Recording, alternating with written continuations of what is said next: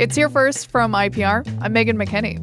The vice president was rallying voters in Iowa last night ahead of the midterm primaries. And there are trolls in Iowa, but don't worry, they're made of wood. It's Wednesday, May 6th.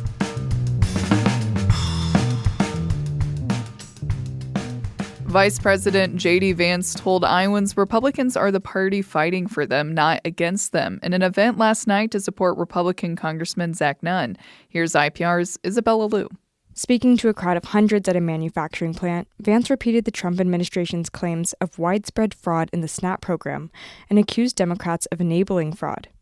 Vance painted Republicans as a party that would fight for working families and criticized Democrats for not focusing on pocketbook issues.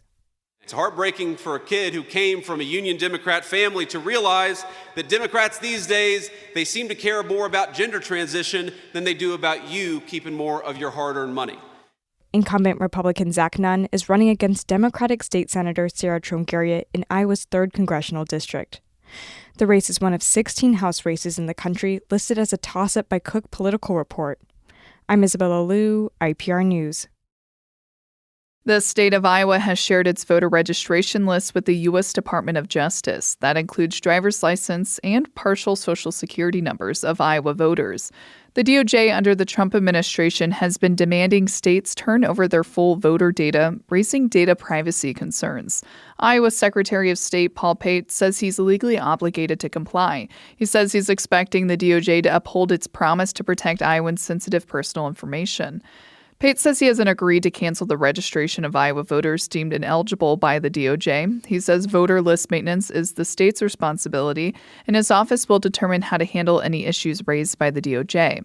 At least 13 other states have agreed to send their full voter data to the federal government.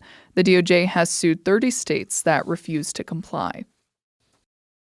Democratic U.S. Senate candidates Josh Turek and Zach Walz faced off in their first debate on Iowa PBS ahead of the primary. IPR's Natalie Krebs reports. Walz and Turek spent an hour debating issues like campaign finance reform, Social Security, immigration, agriculture, and health care. Walz, a state senator from Coralville, says he believes there should be a public option for health care in the country to lower costs. We released a comprehensive plan that would lower the Medicare enrollment age, allow any American or employer to buy into Medicare.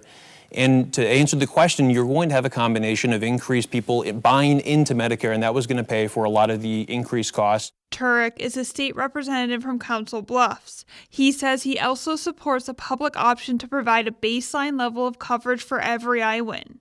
Turek and Walz will attend a second debate on KCCI next week. The Democratic primary is on June 2nd. I'm Natalie Krebs, IPR News.